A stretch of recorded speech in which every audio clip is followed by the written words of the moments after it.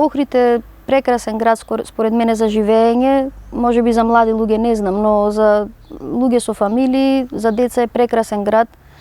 Ги има сите природни убавини што човек може да ги посака. Имаме прекрасно езеро, имаме планини во близина, имаме поле, има секакви овошја, зеленчуци наоколу. Сите ние сме среќни од Охрид што имаме пристап до нашата храна или можеме да ја произведуваме нашата храна.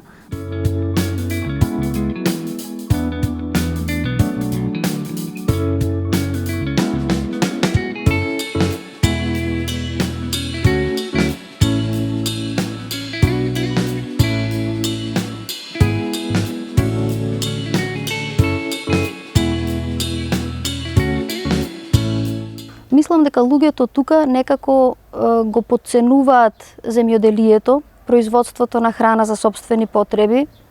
Мене ми е јасно дека од продажба на пазар не можеш да заработиш кој знае колку и тоа е тешка работа, но барем производство за себе си голем дел од нас може да прават што имаат бавчи, а скоро сите имаат. Луѓето треба да се малку поактивни во тоа и да размислуваат во таа насока, како да се биде што е можно понезависен и да се јаде што е можно поквалитетна храна.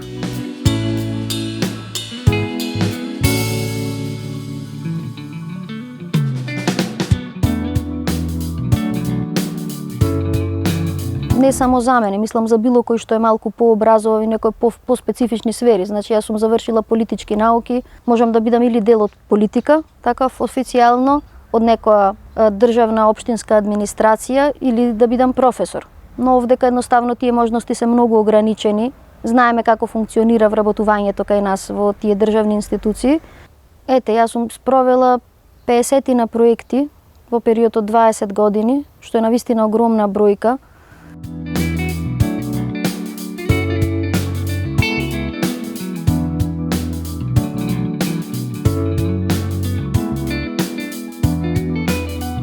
Ова што го гледате е дел од мојот ангажман за заедницата, за Охрид, што искрено уживам да го правам. Значи, ова е дел инаку од еден проект, европски проект во кој што сакавме да го разубавиме Охрид и имавме покането 10 уметници на уметничка резиденција еден месец во Охрид и сите тие оставија трага во Охрид, секој со својата уметност. Вакви мурали имаме 6 низ Охрид и еден во селото Лакочери.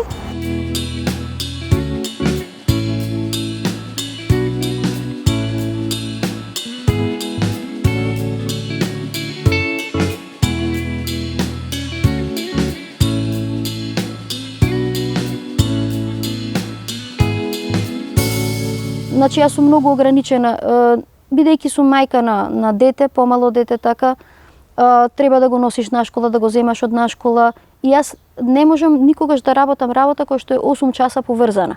Не можам јас од фабричка лента или од хотел да излезам, да си го земам детето и да се вратам на работа. Такви можности не постојат. И тоа спречува многу мајки, самохрани родители да работат некоја работа која што би им обезбедила приходи.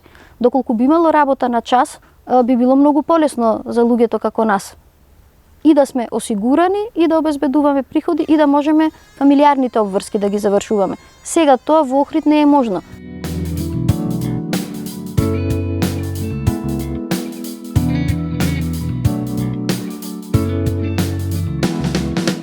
Проблем во Охрид, воопшто проблем е да имаш деца. Кога имаш дете, сите ние сваќаме дека нема каде да го оставиме детето ако одбериме да работиме. Буквално сме доведени до ситуација или да работиме, или да ги чуваме децата. Значи, има места каде што може да се остави детето, но тие се со плаќање.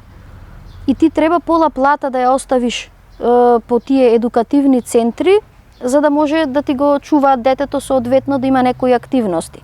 Едноставно, има нормални решенија кои што се применуваат секаде. Значи, има места, може да се тие општински или државни места, каде што кои се дневни центри, да речеме така, и во тие дневни центри детето може да оди, да има активности соодветни за неговата возраст и да се плаќа или да не се плаќа соодветно од финансиската состојба на родителот.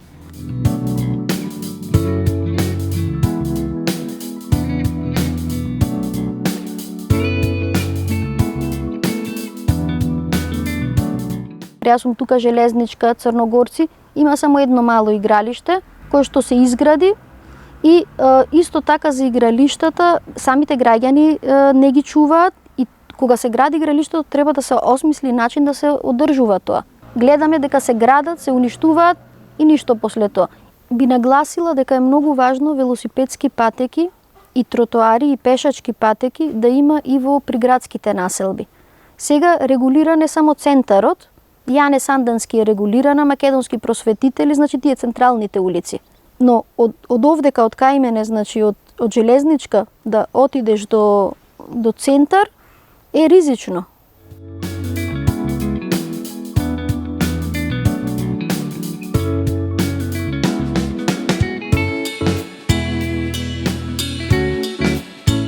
А денеска, кога ќе кажат ја уредуваме, ја средуваме таа улица, ја средуваат на начин што ги сечат сите дрва и садат некое зеленио, некакви грмушки кои што нити сенка, нити некоја вредност имаат за околината. И најчесто не се ни автохтони врсти што е исто проблем. Значи, едноставно, кога се средува улица, не е само да се постави асфалт и камење или калдерма, туку треба да се мисли таа улица да биде пријатна за пешачење. Многу улици се тесни, има насекаде паркирани коли на местата кои што се за пешачење. Дел од тоа е и до културата на самите граѓани, но најголем проблем, јас би рекла што прави најголем проблем за сообраќајот во Охрид е што се изградени згради без доволно паркинзи. Јас не разбирам кој дозволил и како може да се дозволи зграда со 20 стана да има 3 паркинзи. А тоа во Охрид е чест случај. Налето, кога ќе имам работа, воопшто не излегувам со колава. Користам такси затоа што сум пресметала дека посигурно ми е и побезбедно да одам со такси. Празен е тој период на есен и на зима. Можеби тој период треба да се покрие, би рекла. Ако сакаме настани, треба и да ги организираме. Треба тука иницијативности од населението, би рекла. Кој е тој што треба да ни организира нас нешто? Треба самите да покрениме.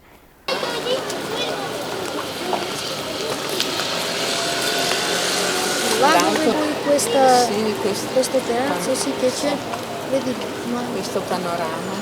Panorama, sì.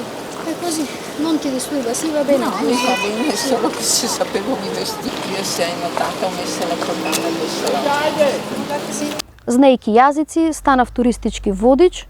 Пред се затоа што знам да зборувам, сакам да го промовирам Охрид, сакам да комуницирам со луѓе и е многу добро платена работа.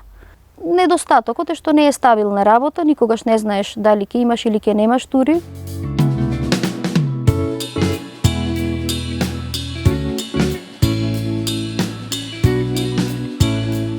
Ќе доаѓаат луѓе кои го ценат Охрид ради природата, ради природното и културното наследство, а не само за журки, за гласна музика, заради тоа што е ефтин. Тоа што ни доаѓаат гости заради тоа што сме ефтини е многу лошо на долг рок. Буквално ќе го девастира градот. На долг рок и тоа веќе го гледаме. Значи, после секоја журка што се случува, треба да има забава и за младите, но таа треба да се знае каде, на кој начин и да не смета на цел град.